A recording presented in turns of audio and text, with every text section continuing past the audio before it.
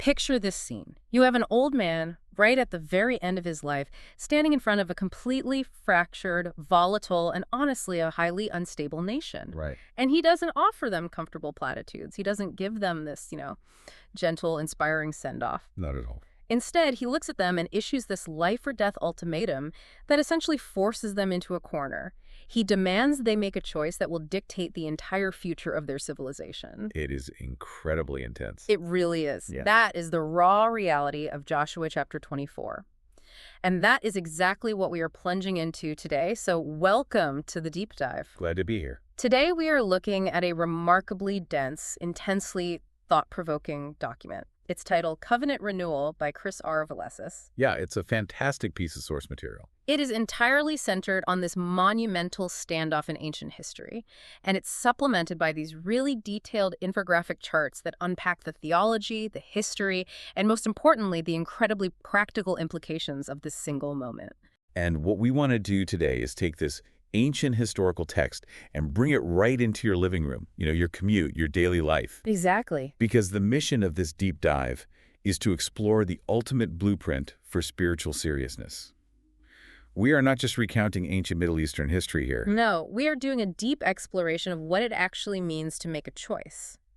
We're looking at how memory fundamentally shapes human identity. And, perhaps most uncomfortably, we are going to look at why the human heart constantly, almost inevitably, drifts away from the things it claims to love the most. Yeah, that drift is so real. Okay, let's unpack this, because Joshua 24 isn't just the final chapter of a book. The author describes it as a high-stakes covenant courtroom. A spiritual referendum for an entire people, basically. I love that phrase, a spiritual referendum, because to really understand the gravity of this ultimatum, we can't just look at what is being said. We have to start with exactly where it is being said. Right. The location is key. The location is doing half the heavy lifting here. Joshua doesn't just call a town hall meeting in some random convenient field. No, he intentionally gathers all the tribes of Israel, their elders, their judges, their officers. And he brings them to a place called Shechem. And based on the sources we are looking at, Shechem is heavy. I mean, it is practically radiating with patriarchal memory. Exactly. The geography of memory is our starting point today. Mm-hmm. Covenant renewal is never an abstract concept just, floating in the ether. Right. It doesn't happen in a vacuum. It happens exactly where memory, worship, and decision all converge in a physical space. So by choosing Shechem, Joshua is orchestrating a highly deliberate return to origins. He is forcing an entire generation of Israelites to physically stand in the literal footprints of their ancestors to make this choice. Let's unpack the history of those footprints, because the sources point back to two very specific events in the book of Genesis that happen right on this exact soil. The layers of history here are amazing. Right. So first you have Abraham, all the way back in Genesis 12. He has just been called by God to leave everything he knows, and the very first place he builds an altar after receiving the promise of the land is Shechem. Yes. And then generations later, in Genesis 35, you have his grandson, Jacob. And Jacob's household is essentially falling apart spiritually at this point. Exactly. They've accumulated all these foreign gods, these idols, and what does Jacob do? He tells them to get rid of the foreign gods, and he physically buries those idols under the oak tree at Shechem. Right under the oak tree. So Joshua brings them back to this exact spot, but it makes me wonder why? Why do we need a physical place to remember a spiritual truth? Like, does the dirt we are standing on actually matter that much? Well, it matters deeply because human beings are embodied creatures. We are not just floating, disconnected minds. Right, we live in the physical world. Exactly. Our physical environment powerfully anchors our internal realities. The author of our source material highlights a profound psychological vulnerability here. What's that? The human heart forgets in layers. Oh, wow. Forgets in layers. Yeah. It is very rare for someone to wake up one morning and suddenly completely abandon their core beliefs or their deepest commitments overnight. Right. That's just not how human nature works. We drift. And we drift by slowly neglecting the story that defines who we are. It's the slow fade. It's the 1,000 tiny compromises that you don't even notice until you look around one day and realize you are miles away from the shore. Precisely.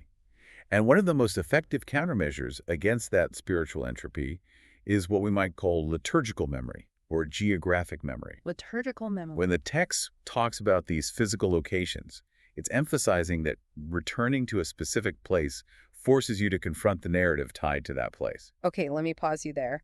Liturgical memory, that's a pretty heavy academic term. Let's translate that for the listener. Are we just talking about nostalgia? Like when you walk through your old high school and feel a bit sentimental. Yeah, exactly. Just a warm, fuzzy feeling about the past. No, it's much stronger than nostalgia. Think of it more like muscle memory for the soul. Muscle memory for the soul. I like that. Liturgy is basically just a patterned way of doing things, or rhythm that trains you. Liturgical memory is the idea that returning to a space, or repeating an action, forcibly reminds your heart of a truth it has started to forget. So it's not just about feeling nostalgic. Right. It's about realigning your present reality with the foundational truth. By standing at Shechem, the environment itself is speaking to the Israelites. It is a physical countermeasure against their tendency to forget. I think I see what you mean. Think of it like returning to the exact spot where you proposed to your spouse. Or maybe your childhood home. Yes, exactly. Imagine you were on the brink of making a massive, potentially destructive decision in your marriage. And before you sign the papers, someone forces you to go stand in the exact spot where you proposed, or the exact altar where you took your vows. You can't just intellectualize your way out of it anymore. Right. The environment is screaming the original promise at you. The environment itself does half the talking. That is a perfect analogy. The physical space confronts the present drift. At Shechem, Joshua is saying, look down at the soil. This is where the promise started with Abraham. And look over at that ancient oak tree. That is where Jacob buried the idols that were destroying his family. Exactly. He's asking now, where do you stand? The land itself is evidence of a continuous narrative.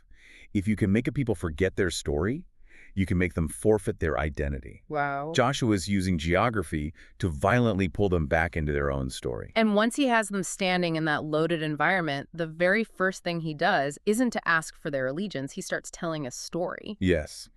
And this brings us to the second major theme in our sources, which is the logic of biblical grace. Joshua doesn't just hand out a contract and say, sign here. Not at all. According to the charts provided by the author, Joshua recites a highly compressed 8-step history of redemptive history. It's fascinating how he structures this.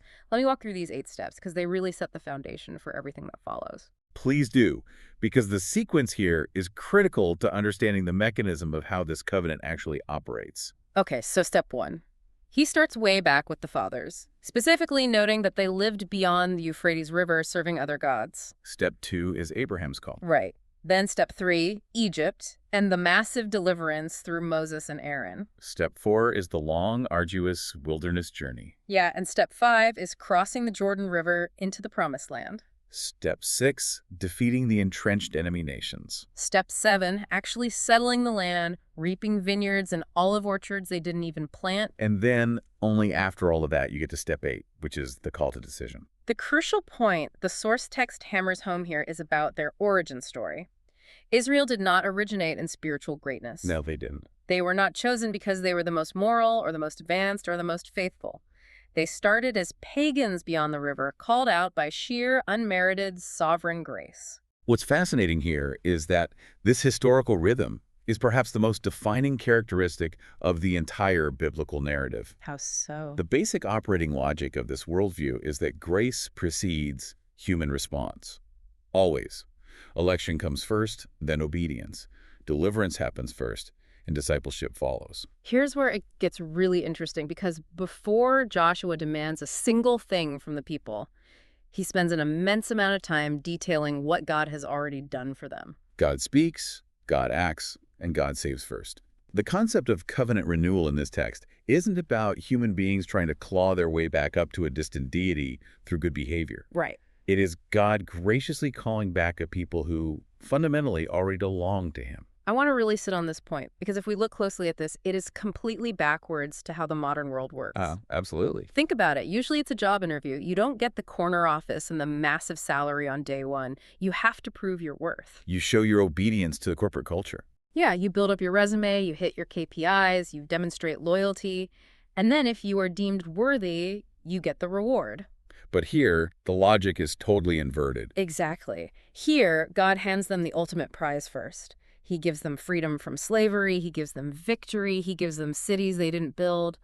And only after their hands are completely full of these unearned gifts does he say, now that you have all of this, here is how you should live. It completely dismantles the transactional way we are wired to think about relationships. both human and divine. It really does. And the source material highlights that this leads to a very common, very dangerous modern misunderstanding. Today, when people hear the word grace, they often subconsciously translate it to mean indifference. Indifference, like God doesn't care what I do. Exactly. They think grace means there are no rules. That because God is loving and gracious, it doesn't really matter how we live because, hey, we are forgiven anyway. I see. The author points out that Joshua 24 violently rejects this shallow definition of grace. But hold on, let me push back on this a bit on behalf of the listener. Because if someone gives me a completely free gift, let's say a wealthy relative buys me a house, no strings attached, out of sheer grace. Okay. But then the next day, they show up and say, okay, because I gave you this house, you now owe me your absolute allegiance. You have to cut ties with your other friends, and you have to follow my exact rules for living in it. I see where you're going. We wouldn't call that a free gift anymore. We'd call that manipulation. We'd call it a heavy-handed debt. So how is this biblical concept of grace different? How does grace demand this intense obligation without just becoming a bait and switch? That is an incredibly perceptive challenge, and it cuts to the heart of what a covenant actually is. You are thinking of grace through the lens of a consumer transaction. Okay, fair. The biblical model of grace is relational, specifically marital. Marital. Okay, walk me through that. If someone saves your life, or to use the marital analogy, if someone pledges their entire life, their fidelity, and their resources to you in marriage, that gift of themselves is entirely free. You didn't buy their love. Right, of course not. But the reception of that free gift inherently demands exclusivity. You cannot accept the absolute devotion of a spouse and then continue living as if you were single, just dating whoever you want. Oh, wow. Okay. The obligation doesn't ruin the grace. The obligation is the natural, healthy response to the magnitude of the grace. Okay. That clarifies it immensely. It's not a boss demanding overtime because he gave you a bonus. It's a spouse saying, I have given you my whole self. You cannot bring third parties into this bed. Exactly. The source material argues that grace creates obligation. It establishes a profound, life-altering responsibility. So modern readers often think grace means no rules. But the more clearly grace is seen, the stronger the call to exclusive service becomes. Precisely. The logic Joshua presents is laser precise. Because God has rescued you from slavery, therefore you serve him. Because he has been faithful when you were unfaithful, you do not flirt with idols. The God who saves is the God who claims. Which naturally brings us to the structure of how Joshua makes this claim. Because once you've gone through those 8 steps of history and realized the sheer weight of what has been done for you, the natural question any sane person would ask is, okay, how do I respond? Right. And as Joshua reveals, the expected response leaves absolutely zero room for middle ground. Our sources note that Joshua 24 mimics the ancient structure of a covenant lawsuit. Yes, the Hebrew concept of the rib, or the covenant lawsuit, is a recognized ancient Near Eastern legal framework. And the author breaks down this lawsuit structure beautifully. It follows a specific pattern. First, you recite the mighty acts, which we just saw in the historical prologue. Then you reveal the calling. Then you reason, making a logical appeal to faithfulness based on the evidence. Next, you call for a response. And finally, you establish a commitment. It is within this intense courtroom-like framework that Joshua drops the famous challenge that has echoed through the centuries. Choose this day whom you will serve. Exactly. And he doesn't just say, make sure God is on your list. The command requires them to actively, aggressively put away the gods of their ancestors from Mesopotamia, the gods of Egypt, and the gods of the Amorites where they currently live. This is where we confront the concept of exclusive worship, which is perhaps the most challenging aspect of this text for a modern audience to swallow. For sure. Joshua is making it abundantly clear that Israel could not just layer the Lord onto their existing pantheon. God is not willing to be one God among many. He refuses to be part of a spiritual buffet. And we really need to define idolatry here because I think a lot of people check out when they hear that word. They absolutely do. We picture ancient people bowing down to a carved wooden statue or a golden calf, and we think, well, I don't do that, so I'm good. I'm not an idolater. But the sources make a much deeper point about what idolatry actually is. That primitive definition of idolatry is a massive blind spot for modern people. Idolatry, whether in ancient Canaan or a modern metropolis, is not about the physical statue. It is about where you place your ultimate weight. Your ultimate weight. Yes, idolatry is granting ultimate trust, ultimate fear, ultimate love, or ultimate obedience to anything other than the Creator. The source text points out a terrifying psychological reality.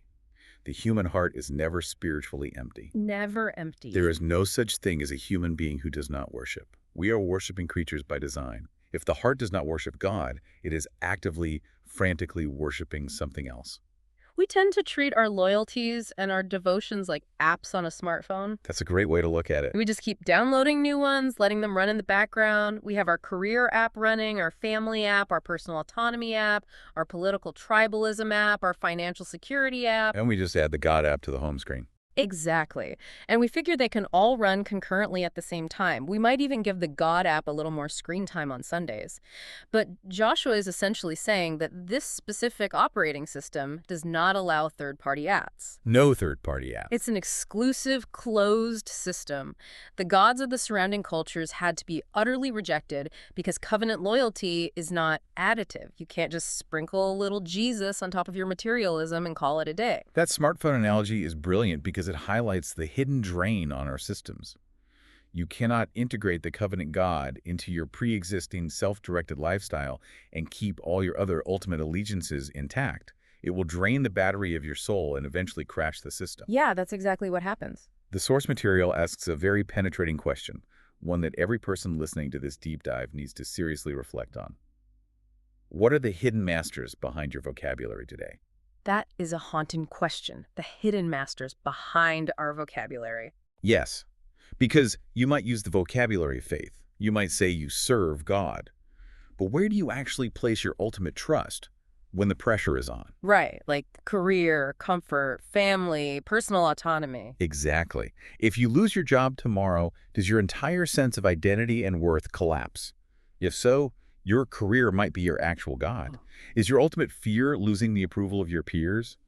Then social acceptance is your master. Yeah. Is your ultimate goal maintaining absolute personal autonomy, the right to dictate your own reality without anyone telling you what to do? Joshua 24 serves as a mirror, aggressively asking us to identify what we are actually building our altars to. The sources refer to this as the no neutral ground rule. There is absolutely no spiritual pluralism tolerated by the covenant God. Worship is either entirely exclusive or it instantly becomes false. There is no such thing as a 90% faithful marriage. It's either 100% or it's adultery. So Joshua lays down this massive, heavy ultimatum. And here's where the narrative takes a genuinely shocking turn. Faced with this intense pressure, this courtroom lawsuit, the people actually respond enthusiastically. Which is kind of surprising. Very surprising. They don't rebel. They don't walk away. They loudly proclaim, in verse 16, "Far be it from us that we should forsake the Lord to serve other gods." And then again in verse 21, "No, but we will serve the Lord." Right. From a leadership perspective, this was like a massive, overwhelming success. Exactly. You'd think Joshua would be thrilled. You'd think he'd start popping champagne, saying, "Great, everyone signed the document. Let's have a massive festival. We did it." But surprisingly, the text shows he does the exact opposite. He doesn't congratulate them at all. He essentially shuts them down aggressively. This is one of the most searching, psychologically astute, and frankly uncomfortable moments in the entire biblical text. Joshua flat out refuses their easy, eager affirmation. He just rejects it. He looks at this cheering, enthusiastic crowd and tells them point blank, "You are not able to serve the Lord, for he is a holy God. He is a jealous God. He will not forgive your transgressions or your sins. If you forsake the Lord and serve foreign gods, then he will turn and do you harm and consume you after having done you good." So what does this all mean? Because on the surface, it sounds incredibly cynical. It does. It sounds like Joshua is acting like a really gritty, almost toxic sports coach. Imagine a basketball team is in the locker room before the championship game. The music is blasting. They're jumping around, hyped up, yelling, "We're going to win. We're going to crush them. We are fully committed." Right, they're pumped up. And the coach just walks in, unplugs the speaker, glares at them and says, "No, you're not. You're going to lose. You are entirely incapable of making that promise. You don't even realize how hard the opponent is, and you don't have the discipline to execute the plays." It's a total buzzkill. Why is Joshua doing this? Why ask them to choose, only to tell them they can't? Is he just trying to use reverse psychology? Or is this the ultimate form of realism? It's not reverse psychology at all. It is the ultimate form of spiritual realism.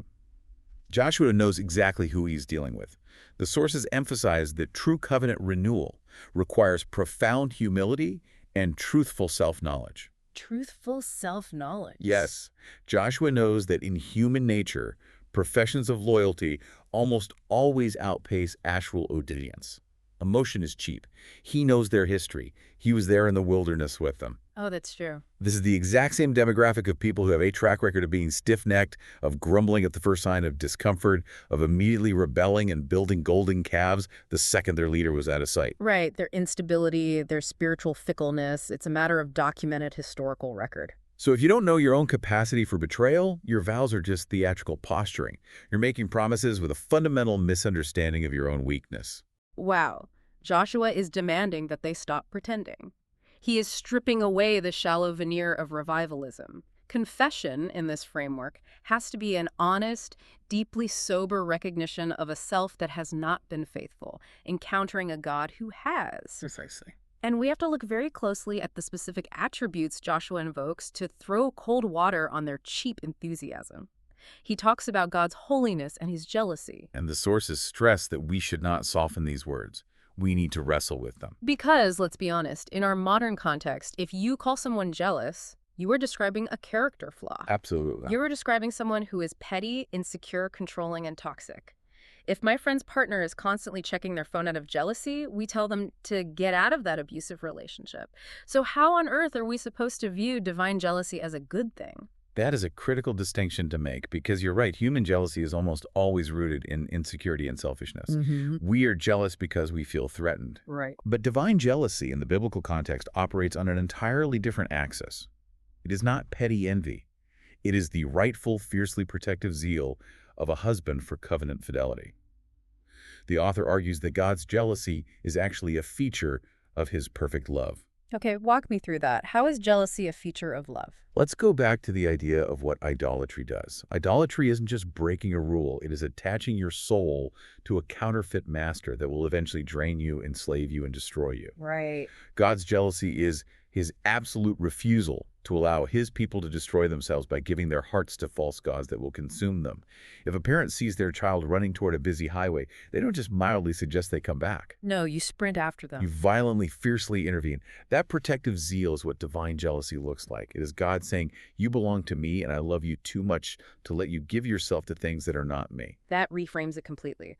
It's a difference between a husband who is jealous because his wife has male friends, which is insecure, versus a husband who is jealous because his wife is actively handing their life savings and their children over to a con artist. Exactly. The latter jealousy is entirely righteous, an intervention of love. And that ties directly into the concept of God's holiness. In the modern mind, holiness often just means really, really good or perhaps prudish. But biblical holiness is a blazing moral and relational otherness. It is absolute, unfiltered purity. And God will not share his glory with idols, because he knows that idolatry leads to death, and he is the author of life. So when Joshua hits them with this severe reality, his harshness isn't contrary to God's mercy. It is the exact form his mercy takes to wake them up from their delusion of self-sufficiency. Right. This intense, brutal cycle, this collision between human failure, self-delusion, and divine faithfulness isn't just an isolated incident tucked away in the book of Joshua. No, according to the infographics we're examining, this dynamic is actually the engine driving the entire story of the universe. It really is. The sources take this single moment at Shechem and map Joshua 24 into a massive cosmic timeline. They present a grand narrative that stretches from before time began all the way to the end of all things. It's an incredibly comprehensive framework. The author outlines 13 major epochs. 13. Okay, let's hear them. It begins in eternity, moves to creation, then the fall of humanity. From there, we see the unfolding of the covenant, the process of redemption, the establishment of the kingdom, then, tragically, exile. Right, the exile. Followed by restoration, the arrival of the Messiah, the age of the church, final judgment, and the millennium, leading finally to new creation and cycling back to eternity. That is the entire scope of existence summarized in one chart. Let's talk about why Joshua 24 is the hinge in that timeline. Because when we look at the transition from kingdom to exile, Joshua's cynical warning suddenly looks less like reverse psychology and more like a devastating prophecy. If we connect this local event to the bigger picture, Joshua 24 is tragically prophetic. When Joshua warns them, if you forsake the Lord and serve foreign gods, then he will turn and do you harm, he is outlining the very logic of the coming exile that will happen centuries later. Wow. And Israel's later history proves Joshua absolutely right. His realism was warranted. They do not maintain the covenant.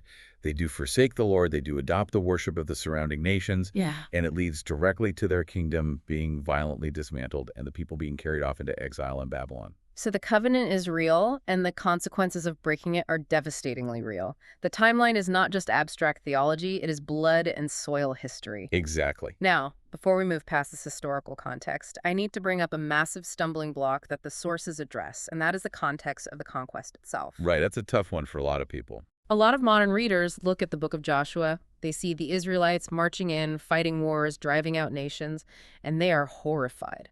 It looks like ancient imperialism or even ethnic cleansing in the name of God. And unfortunately, throughout history, some groups have used this exact text to justify their own holy wars or crusades. How do the sources handle this? The author provides a vital, non-negotiable clarification regarding the conquest. The text emphasizes that God judges entrenched, systemic wickedness, which characterized the Canaanite cultures of that era, including practices like child sacrifice. Okay, so it was a judgment on extreme evil. Yes. However, the conquest of Canaan was a highly unique, unrepeatable, redemptive historical event. There's that academic language again. Redemptive historical event. Let's break that down for the listener. What does it mean that it's unrepeatable? It means that this specific event was a unique mechanism used by God at a specific moment in time to carve out a physical space for the lineage of the Messiah to survive and operate. Ah, I see. It is explicitly not a model for church military action today. The mandate was geographically and chronologically limited. Furthermore, the text goes out of its way to show that Israel was not saved because they were morally or ethnically superior to the Canaanites. They were saved by sheer grace. And the ultimate proof of that is Rahab, right? Exactly. Rahab was a Canaanite woman, a prostitute living in Jericho. She belonged to the very culture under judgment. Yet her story turns out differently. Yes. Yet, when she recognized the reality of the God of Israel and repented, turning to him in faith, she was completely spared. She wasn't just spared, she was incorporated into the covenant community and actually became an ancestor of Jesus Christ. Wow. Her inclusion destroys any idea that this was about ethnic superiority. It was entirely about covenant allegiance. That changes the lens entirely. It's not about one race conquering another. It's about a holy God demanding the eviction of entrenched evil while simultaneously offering radical mercy to anyone, even from the opposing side, who recognizes his authority. But that brings us back to the core tension. If Israel is destined to fail, if Joshua knows their promises are empty, and if the exile is inevitable, where is the hope? How does this tension ever get resolved? The ultimate resolution to this unbearable tension, the definitive answer to Joshua's cynical warning that the people simply cannot keep the covenant, is found centuries later in the arrival of the Messiah. Jesus. Yes, Jesus functions as the true, perfect covenant keeper. Where Israel faltered, drifted, and compromised, Jesus perfectly embodies the exact obedience that humanity failed to sustain. I see. In Christian theology, covenant renewal isn't just a heavy command handed down to weak humans. It is a reality that is actually accomplished on behalf of the people by Christ. I'm trying to picture how this works functionally. It's almost like looking at a beautifully complex woven tapestry. Okay, a tapestry. On one side, you have the severe reality of God judging wickedness and demanding absolute loyalty. But flip it over, and the thread holding it all together is pure mercy, saving a people who didn't deserve it, climaxing in the cross. That's a beautiful way to put it. Or another way to think about it is like a business loan. Imagine you need a massive business loan to save your family from ruin. The bank draws up a strict, ironclad contract. You sign it, fully intending to make the payments, but you know deep down, and the bank knows, that you are notoriously terrible with money. You're going to default. You are absolutely going to default, and when you do, you'll lose everything.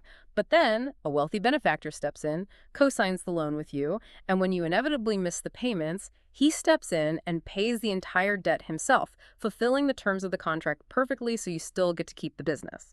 That analogy captures the mechanics perfectly. The demands of the covenant lawsuit, the requirement for perfect holiness and exclusive worship, they do not change.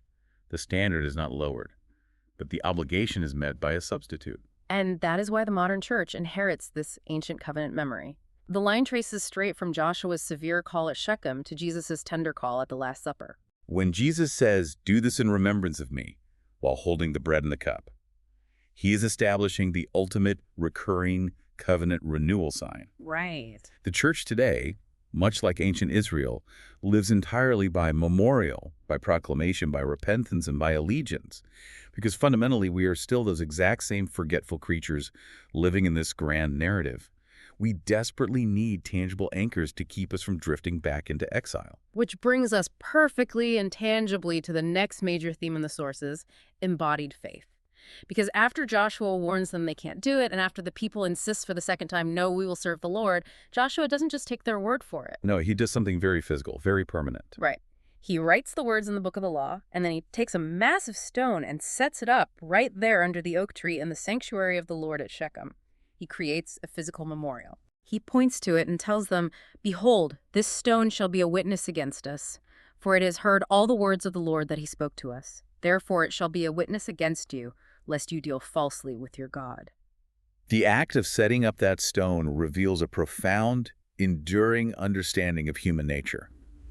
Memorials are not outdated relics of a primitive culture. We need embodied reminders. You really do. We need stones, we need altars, we need the bread and wine of communion, we need the waters of baptism. Covenant renewal is deeply physical. It uses speech, place, and symbol to anchor the heart. And after this intense ceremony, we read about Joshua's legacy. He served faithfully, modeled uncompromising leadership, and passed the baton to the next generation.